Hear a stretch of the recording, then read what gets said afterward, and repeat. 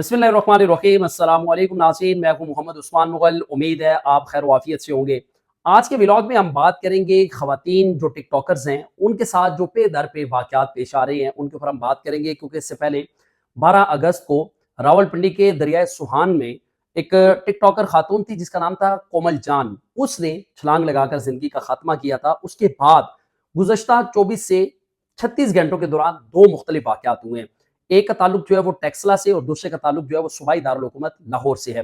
लेकिन इस तरह अगर बात की जाए तो टिकटॉकर का ये ज़वाल जो है वो अब इस तरह लग रहा है कि शुरू हो चुका है। टेक्सला, लाहौर, रावलपिंडी में मुख्तलिफ वाक़यात जो है वो रिपोर्ट हुए हैं।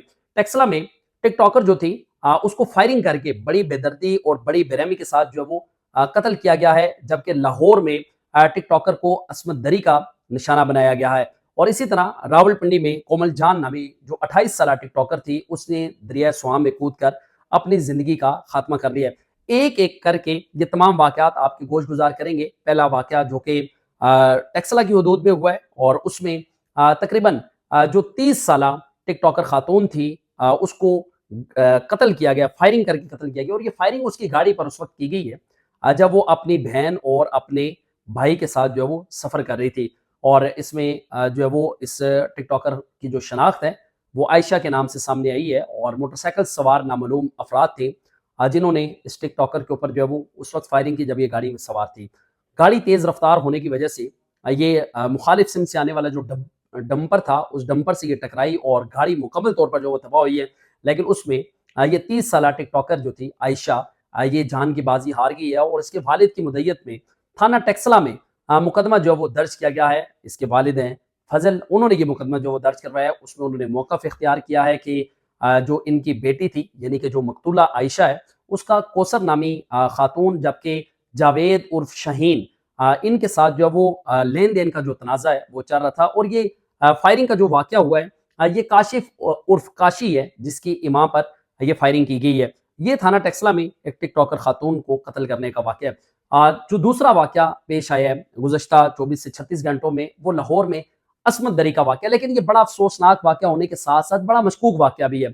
और ये लाहौर का इलाका है सब्ज़ाज़ार, वहाँ पर ये वाक़या पेश आता है। मुतासरा जो खातून है टिकटॉकर उसकी जानिब से अस्मत दरी का मुकदमा उसका जो खामंद है उसने मुलजिम नासिर खान के खिलाफ दर्ज किया है। और मुकदमे के मतन के मुताबिक ये मुलजिम नासिर खान जो है इसकी 3 साल कबल जो है वो इस टिकटॉकर से जो वो दोस्ती हुई थी। और ये जो मुलजिम है ये इस टिकटॉकर का डांस देखने के लिए थिएटर में आया करता था और बाद अज़ां फिर घर आना जाना शुरू हुआ। और एफआईआर में ये बताया गया है कि मुलजिम ने इस टिकटॉकर को थिएटर बनाने का जो वो झांसा दिया और उसके बाद अपने घर ले जाकर जो है वो ज्यादती का निशाना बनाया, नाज़ेबा तस्वीर बनाई, नाज़ेबा वीडियोस बनाई।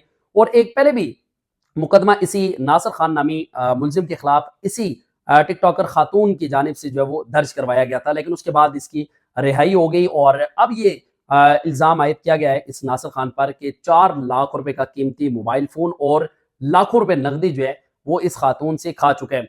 अब ये भी इल्ज़ाम आयद किया जा रहा है कि तेज़ाब फेंकने, जान से मारने की और घर में दाखिल होने की और मज़ीद अस्मत दरी की जो वो धमकियाँ दी जा रही हैं। लेकिन इसमें एक बड़ा हैरान कुन वाक़या है कि 3 साल कबल इनकी दोस्ती हुई थी और ये एक जो मौक़िफ़ एफआईआर में अपनाया गया है कि ये मुलजिम ज़बरदस्ती इनके घर के अंदर दाखिल होता था, इनको जो है वो अस्मत दरी का निशाना बनाता था, अपनी हवस का निशाना बनाता था।